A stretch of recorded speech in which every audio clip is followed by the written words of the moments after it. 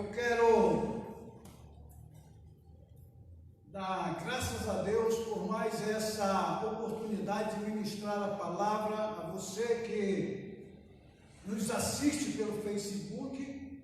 Eu desejo e espero que Deus abençoe você no decorrer dessa ministração e ore por nós, você que está em casa, ore pela igreja, pelo nosso país. O Pedro vai abordar um tema que é um dos distintivos dos batistas regulares, que é a autoridade das Escrituras, ok? Pedro? Boa noite, irmãos. Deixa eu organizar aqui. Hoje eu vou falar sobre o primeiro distintivo do batista, que é a autoridade absoluta da Bíblia. Aqui na introdução eu queria falar primeiro onde é que nasceu a Igreja Batista. Igreja Batista, muita gente fala que nasceu por um homem, mas na verdade nasceu lá em Atos. O exemplo é a Igreja de Antioquia. A Igreja de Antioquia é o exemplo de uma Igreja Batista. E essa igreja e todas as outras igrejas batistas, elas carregam distintivos ou distinções, que seriam são 8, né? A primeira, a autoridade absoluta da Bíblia. Segunda, a autonomia total da igreja local. Terceira, sacerdócio individual do salvo. Quarto, 2 ordenanças, o batismo e a santa ceia. Quinto, liberdade individual do salvo. Sexto, membresia formada por salvos. Sétimo, 2 cargos, pastor e diácono. Oitavo, a separação da igreja e Estado. Então, hoje nós vamos analisar aqui o primeiro, que é a autoridade absoluta da Bíblia. Primeiro eu queria falar o que é autoridade. Autoridade, como a gente pode ver na Bíblia, né, ela vai ter a ver com poder. Poder, no caso daqui da Bíblia, a gente vai ver no próximo estudo, que seria no segundo ponto, a autonomia total da igreja, é uma autoridade legislativa sobre a igreja. E no dicionário também vai significar poder, autoridade, né? Vai significar poder. Seria poder legítimo, poder político ou administrativo. Então, a gente pode ver aqui que vai ter poder. E absoluto aqui, a gente pode definir como total, ou seja, poder total da Bíblia. No caso aqui sobre a igreja, né? Então, queria falar aqui em Atos dos Apóstolos, 1, do versículo 1 até o 5. Eu não vou ler aqui, mas aqui a gente pode ver que é sobre a promessa do Espírito Santo.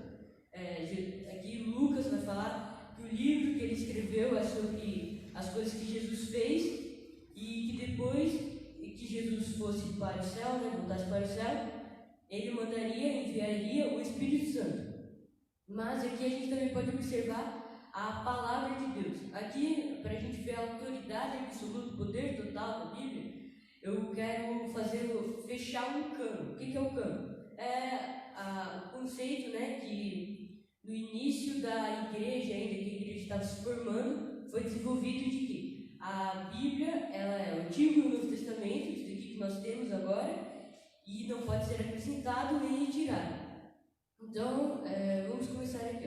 O primeiro versículo, Lucas, que é o escritor de Atos, ele vai falar assim que ele escreveu o seu evangelho, né? Falando sobre as coisas que Jesus fez. E é interessante porque não é só em Lucas que vai falar sobre as coisas que Jesus fez, mas em todos os outros evangelhos. E Jesus cumpria as leis do Antigo Testamento. Não só as leis, mas ele explicava as leis. Então aqui a gente já pode ver, tem uma ligação entre o Antigo e o Novo Testamento, dos Evangelhos. E as cartas que foram feitas de Paulo, de Judas, Pedro, etc., todas essas cartas, elas são baseadas nos ensinamentos de Jesus. Exemplo, a carta de Tiago, por mais que essa carta não esteja destinada a uma igreja, o Tiago, né, ele contextualizou os ensinamentos de Jesus para aquele momento, que seria o momento da dispersão da igreja. E todas as outras cartas são contextualizações do que Jesus disse. Então todas elas estão conectadas com Jesus, ou seja, tudo leva para Jesus. E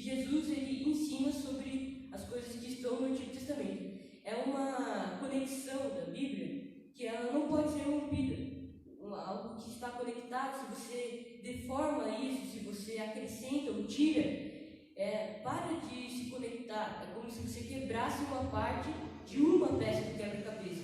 Você não consegue conectar todas as peças, porque vai faltar uma, você não consegue completar o quebra-cabeça. Então existe essa conexão entre a Bíblia. E é isso que a gente precisa entender referente a isso. Primeiro, a Bíblia não se contradiz, ela está totalmente conectada. É Jesus mostrando o Antigo Testamento e os outros escritores do Antigo Testamento que estão explicando os ensinamentos de Jesus, contextualizando. É uma conexão, a Bíblia está conectada. Se existe alguma passagem que parece para nós que está contradizendo o que já foi dito, na verdade, a gente está tendo uma interpretação errada da Bíblia. E uma coisa que a gente pode aplicar é confiar na Bíblia, pois ela não se contradiz e as promessas que nelas estão se cumprem. Um exemplo disso é aqui em Atos mesmo. No versículo 5 de Atos 1 vai falar assim: porque João, na verdade, batizou com água, mas vocês serão batizados com o Espírito Santo, dentre poucos dias. E esse dentre poucos dias ocorre no capítulo 2. Então, o que a Bíblia fala se cumpre.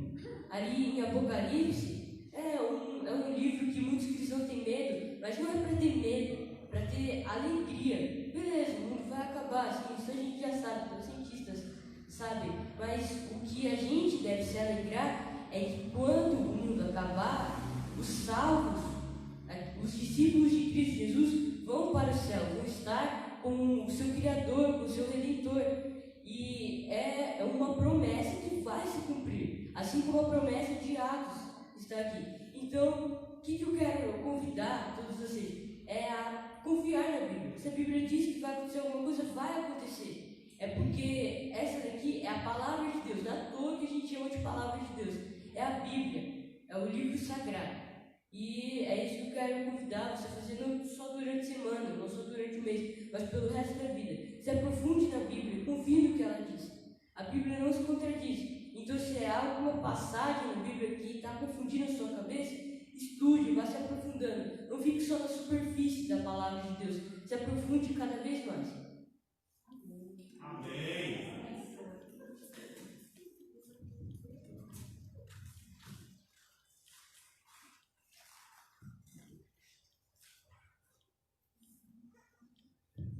Irmãos, eu vou estar falando, dando continuação ao tema que eu mencionei semana passada, porém dessa vez eu vou estar falando numa outra direção. E, por favor, Gênesis 3, 8 e 9. Mas antes, eu quero dizer para os irmãos que o mundo, ele está em guerra. Há uma filosofia chamada maniqueísmo, que divide o planeta numa guerra entre o bem e o mal.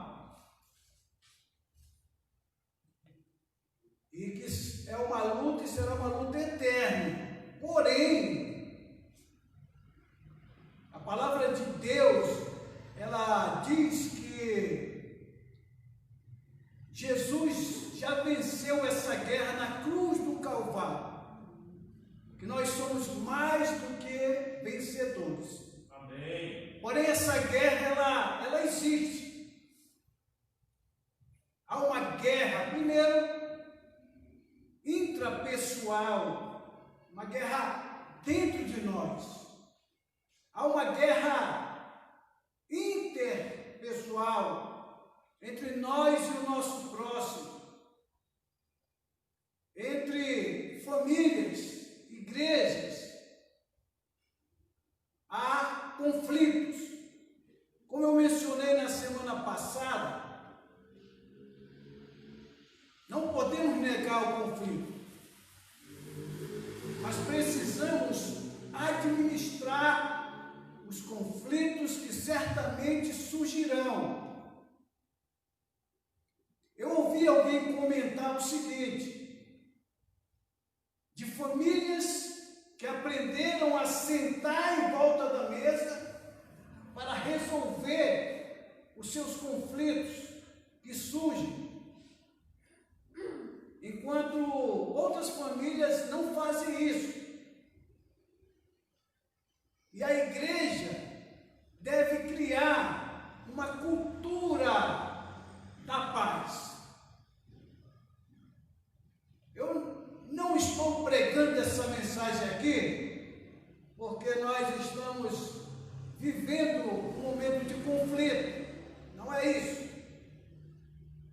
Mas para nós administrarmos os conflitos que certamente eles virão, tanto na nossa família quanto na igreja.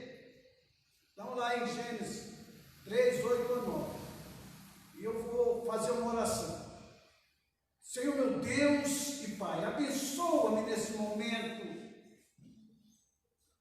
Que a Tua graça esteja sobre a minha vida e a vida dos irmãos. Amém. Ilumina as nossas mentes, para que compreendamos a Tua palavra, Senhor, que nós saímos daqui melhor do que quando entramos. Nos edifica, nos fortalece através da Tua palavra.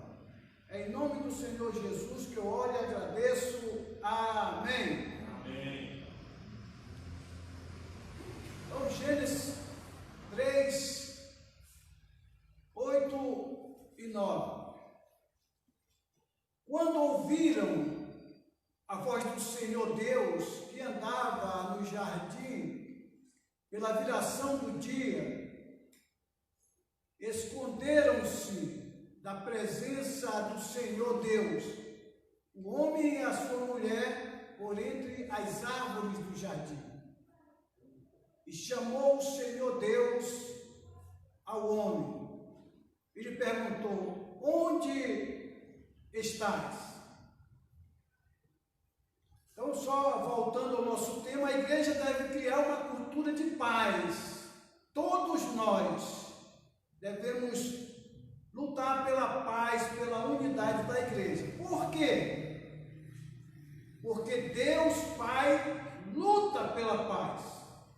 Nós observamos aqui o rompimento da paz entre Deus e o homem, entre Deus e a humanidade.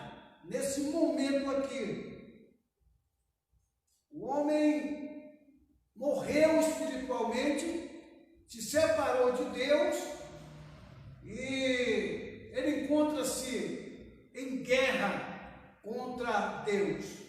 Rompimento da paz com os descendentes da mulher, família do diabo, e o descendente da mulher, Jesus e os que iam crer nele. Pode colocar Gênesis 3,15. Observem aqui que a partir de então, toda a humanidade caiu em pecado chamado original. E a partir, segundo o meu entendimento, que o homem ou a mulher passam a discernir entre o bem e o mal, eles tornam-se responsáveis pelas suas ações diante de Deus. E ali, porém, inimizade entre ti e a mulher, entre a tua descendência e o seu descendente, Jesus. Este te ferirá a cabeça e tu lhe ferirás o calcanhar. Então, observem, irmãos, que aí começou uma guerra. Quando Israel obedecia e consagrava-se ao Senhor, recebia a bênção de Deus. O sacerdote ou os sacerdotes ministrariam essa bênção em nome do Senhor. que representava a sua pessoa e caráter, lá em Números 6, 26. Então, observe que quando Israel obedecia e se consagrava ao Senhor, o Senhor abençoava a nação de Israel e com a paz. Observem no capítulo Números 6, 26. O Senhor sobre ti levante o rosto e te dê a paz. Eu quero só retornar um pouco ali no Gênesis 6, que a palavra usada ali é Elohim. Essa palavra, ela expressa a pluralidade de Deus. Embora ela seja usada para Deus e daí por diante, então nós conseguimos detectar que a Trindade estava ali. Deus Pai, Deus Filho e o Espírito Santo. E agora, essa palavra é a paz do Senhor. Shalom Adonai. O que quer dizer isso? Seu pleno bem-estar. Observem que o sacerdote, ele tem autoridade para abençoar o povo de Israel em nome de Deus.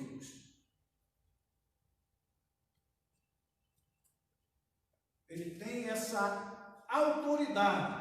Nós lembramos também que o Senhor Jesus Cristo delegou aos seus discípulos para, ao entrarem em uma casa, quando eles eram bem recebidos, eles deixavam a paz naquele lar.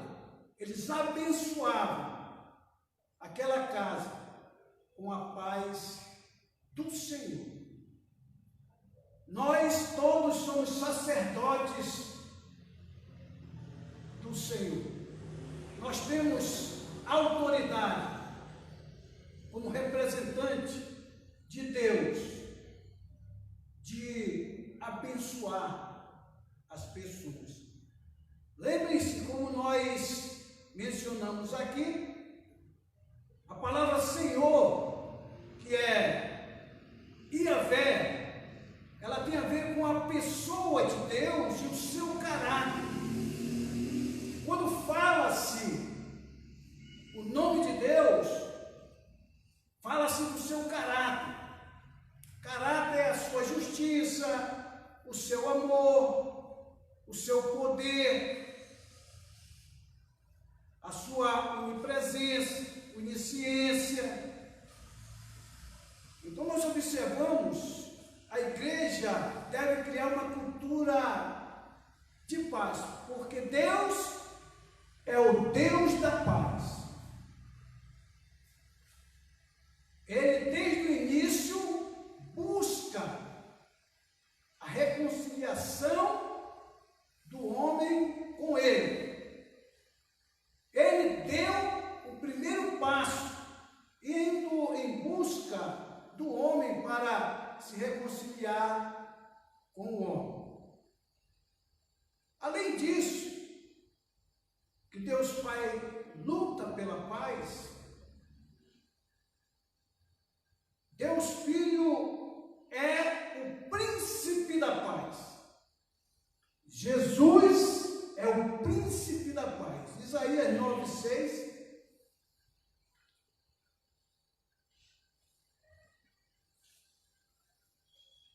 Porque um menino nos nasceu, um filho se nos deu, o governo está sobre os seus ombros e o seu nome será maravilhoso, conselheiro, Deus forte, Pai da eternidade, príncipe da paz. Eu quero só salientar para você que é uma profecia sobre o Senhor Jesus Cristo. E você percebe que aí ele está sendo chamado de Deus forte, Pai da eternidade. Jesus é chamado de Deus forte, Pai da eternidade. Então Jesus, ele é o mediador entre Deus e a humanidade. 1 Timóteo 2,5. Não tem como o homem se reconciliar com Deus, a humanidade, sem a intervenção do Senhor Jesus Cristo. Portanto, há um só Deus e um só mediador entre Deus e os homens, Cristo Jesus, homem. Então, ele é o mediador. Ele intervém entre Deus e os pecadores para resolver o conflito entre eles e restaurar a paz entre eles. Quem não é filho de Deus, quem não foi recebido pelo Senhor, foi aceito pelo Senhor, creu no Senhor, ainda está em guerra com Deus. E Jesus veio restaurar essa paz. Nós estamos em paz, porque nós já somos filhos de Deus. Ele disse lá em João 14, 27, João 14, 27, observe que versículo tremendo esse versículo falando da paz. Deixo-vos a paz, a minha paz vos dou. Ele nos deixou a paz. E essa paz é a paz no meio da aflição. O mundo pode estar caindo na nossa cabeça, tudo pode se levantar contra nós, mas nós sentimos a paz do Senhor nos nossos corações. Essa paz que Ele deixou a nós é a paz, é a presença de Deus na fornalha. Como Sadraque, Mesaque e Abednego, quando eles foram colocados na fornalha para negar a Deus, e eles entraram ali tranquilamente.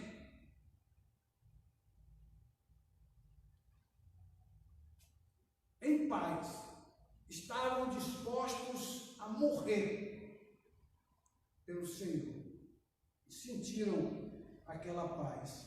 A paz e a segurança na cova dos leões. Essa paz, mesmo que você seja colocado como Daniel na cova dos leões, ali você sentirá a paz. É uma paz que não tem explicação. Além disso, nós observamos, primeiro, que nós devemos criar uma cultura de paz na igreja. A igreja deve ser um ambiente de paz. E graças a Deus que na nossa igreja faz tempo que nós aprendemos a administrar os conflitos e vivemos em harmonia. Nós sabemos que os conflitos surgirão. Nós temos certeza disso. É importante nós termos essa crença. Eu, como pastor, eu sei que eu vou ter conflitos. Até com a minha família mesmo. Por exemplo, porque você quer saber como acontecerá um conflito? Você é meu amigo, você é minha amiga. Mas na hora que eu contrariar você, ou você me contrariar, olha, o conflito vai iniciar e de repente você pode mudar totalmente a maneira que você me trata, ou que eu trato você. Então nós sabemos que as coisas são assim. surgirão. E nós temos que aprender a administrar os conflitos. Devemos aprender a ter humildade para reconhecer quando erramos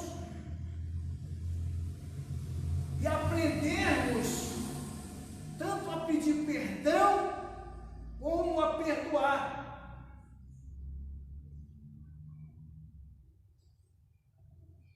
É a realidade das coisas. Então nós observamos, e eu espero que você que esteja aqui aprenda a cultivar na igreja essa cultura da paz. Primeiro porque o nosso Pai Celestial, Ele está lutando pela paz, para reconciliar a humanidade com Ele, para viver em paz, em comunhão com a humanidade. O Filho dele, o Senhor Jesus Cristo, é o príncipe da paz. E através dele, nós estamos em paz com Deus. E temos, além disso, a paz de Deus dentro do nosso coração. Eu não sei se você fica com medo, fica desesperado com tudo que está acontecendo. Mas saiba que se você estiver obedecendo ao Senhor, independente das circunstâncias, você viverá em paz. Porque a sua paz não depende das circunstâncias.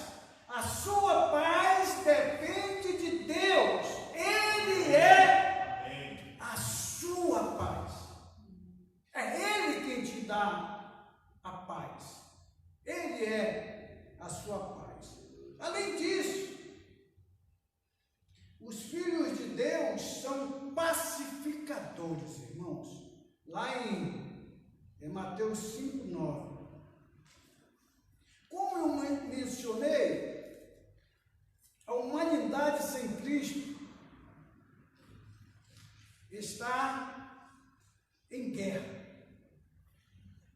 Bem-aventurados os pacificadores.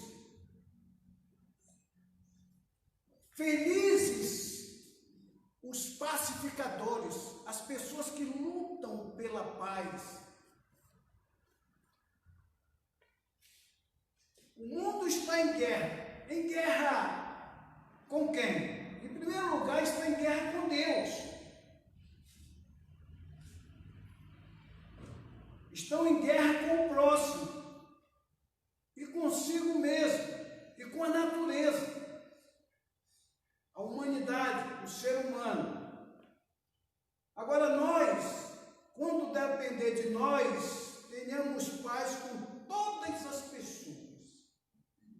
Amém? Nós precisamos nos esforçar para termos paz com todas as pessoas. O que depender de nós. Não podemos viver em guerra com as pessoas. Se de repente surgiu um problema, um conflito, nós precisamos resolver.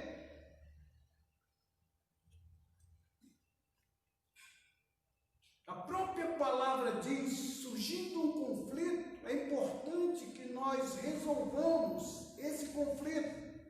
A nossa ira não pode ir além do pôr do sol. Precisamos resolver o conflito mais rápido possível. Agora, irmãos, é importante ouvir um pregador falar esse versículo. Ele disse que ele foi viver esse versículo literalmente. Ele teve um conflito com a esposa dele e ele queria acertar aquele conflito naquela mesma noite. E ele disse que ele ficou até quase 3 horas com a esposa dele conversando e conversando e conversando. Mas a ideia do versículo é que não se deve demorar demais, dependendo do problema. Mas podemos esperar a hora certa e o momento certo, às vezes deixar a poeira baixar e depois nós vamos conversar com a pessoa. Porque se formos resolver um conflito no momento errado, nós podemos gerar mais conflitos ainda. Então, o que depender de nós, precisamos ter paz com todas as pessoas. Não podemos estar em guerra com as pessoas. Principalmente porque a palavra, ela é bem clara. Ao ir até o altar, oferecer a sua oferta, o seu sacrifício, e você perceber que você tem um problema a resolver com alguém, você está magoado com alguém, está com raiva de alguém, é importante você primeiro resolver o seu problema com a pessoa. E depois você vai oferecer a sua oferta. Por quê? Provavelmente ela não será aceita. Mas de repente você pode pensar assim: ah, pastor, eu não sinto.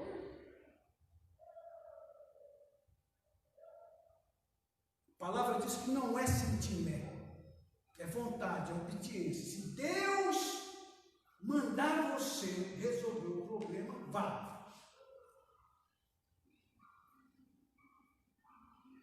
E resolva o problema. Por quê? A palavra diz que Deus perdoou o nosso próximo. Claro que vai precisar humildade.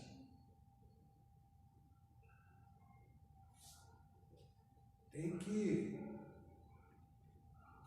tirar todo o orgulho do nosso coração, senão nós não conseguimos. Sejamos conscientes que o mundo está em guerra, irmãos. O mundo está em guerra.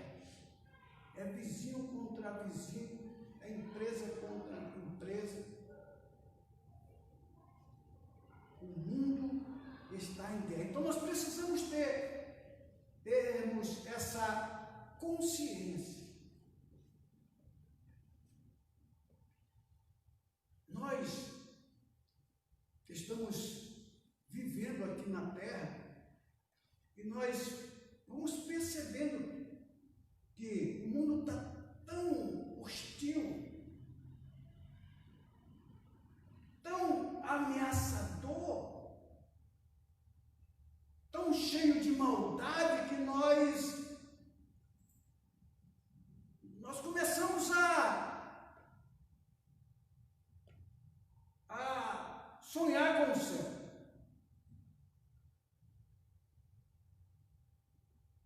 Há um medo, há uma insegurança. Então nós temos que estar preparados, temos essa consciência. Agora nós temos que crermos que Deus, Ele é a nossa segurança. A nossa segurança está em Deus, não na ciência. Muitos cientistas sociais e outros, eles estão falando e falando. Mas o nosso Deus é que está no controle de tudo. Eu fiquei pensando nos apóstolos, quando falaram para eles: olha, vocês não podem pregar a palavra. Era a liderança religiosa e também o próprio governo, o Império Romano. O que eles falaram? Importa-nos obedecer a Deus. E eles iam pagar com a própria vida, como a maioria deles morreram em prol do Evangelho. Então precisamos ter essa consciência e confiar no Senhor. Agora, cada um, irmãos, faz as suas escolhas. Aqui na igreja mesmo nós temos colocado isso. Olha, se você não sente de vir, não sente a vontade, não vem. Fique em casa. Você é do grupo de risco, não está sentindo paz, ninguém é obrigado. E é um momento perigoso mesmo. Mas vamos confiar em Deus. Eu estou confiando no Senhor. Deus tem guardado a nossa igreja. Deus tem protegido a nossa igreja. E sabe por quê? Porque nós estamos vindo na casa dele orar. Eu me lembro de Ezequias, que foi ameaçado de morte e de invasão e de destruição da sua vida. E quando ele se sentiu totalmente ameaçado pelo seu inimigo, que estava preparando um ataque a ele, a palavra diz que ele foi até o templo e orou, pedindo ajuda de Deus, e Deus respondeu a oração dele e lhe ajudou. A palavra de Deus diz que depois Deus avisou para ele: olha, se prepara, se organiza que você vai morrer. E a palavra diz que ele orou e falou a frase mais ou menos assim: Senhor, lembra que eu tenho sido fiel, eu tenho servido ao Senhor. Olha como é importante a fidelidade. A nossa fidelidade. Porque quando vamos até o Senhor, nós temos crédito diante de Deus pela nossa fidelidade. Não significa que Ele vai ouvir. Mas esse modelo de oração deixa isso bem claro. E aí ele acrescentou mais 15 anos de vida para ele. Sejamos conscientes que não vivemos num mundo ausente de conflitos, irmão. Não adianta, não espere, você que é cristão, olha, eu sou cristão, eu não vou ter conflito. Você vai ter conflito. Você vai ter conflito com o seu marido, com a sua esposa, com o seu patrão. Os conflitos sempre vão aparecer. Então nós precisamos aprender a resolver os conflitos. E às vezes nem permitir que eles apareçam. Por exemplo, pensemos aqui para surgir um conflito aqui na igreja. Vamos pensar sobre a música. Muitas pessoas, dependendo da música, olha, essa música está indo longe demais. Algumas pessoas pensariam assim, o padrão da música, outros vai dizer: poxa, a igreja agora está ficando boa. Algumas pessoas pensariam assim: olha, o pastor, ele está pregando só 25 minutos. Poxa, o pastor está pregando muito pouco. O que está acontecendo com o pastor? O pastor está pregando 1 hora, o pastor está pregando demais esse sermão. Você percebe a opinião das pessoas? Surge um conflito, então é natural, irmãos. Aprendamos a resolver os nossos conflitos da maneira correta. E finalizando aqui, chegando ao final, eu chego a essa conclusão. Cada cristão deve ser um pacificador. Cada um de nós devemos ser pacificadores.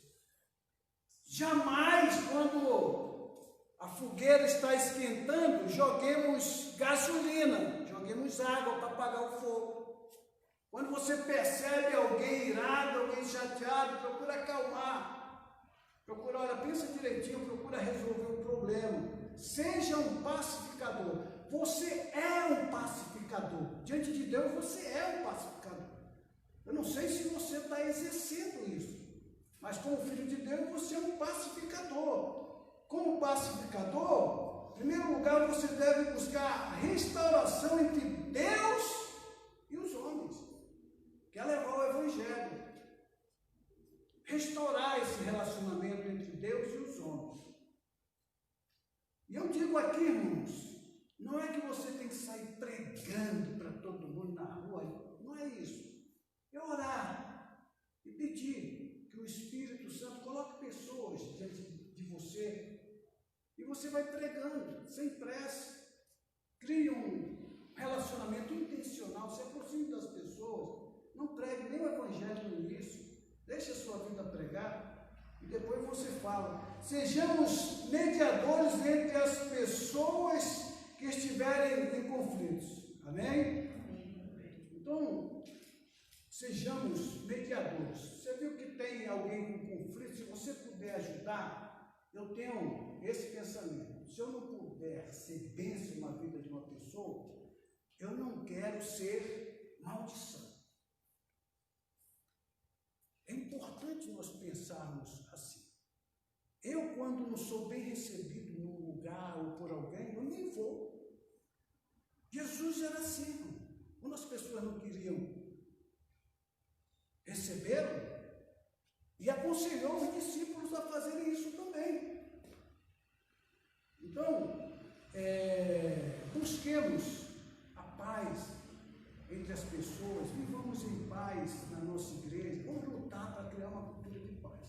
Nós já sabemos que teremos conflitos, de repente entre nós, entre os irmãos, mas na hora que tiver, faça uso da palavra, procure a pessoa, converse, olha, não gostei disso, tal, e resolva o problema, amém?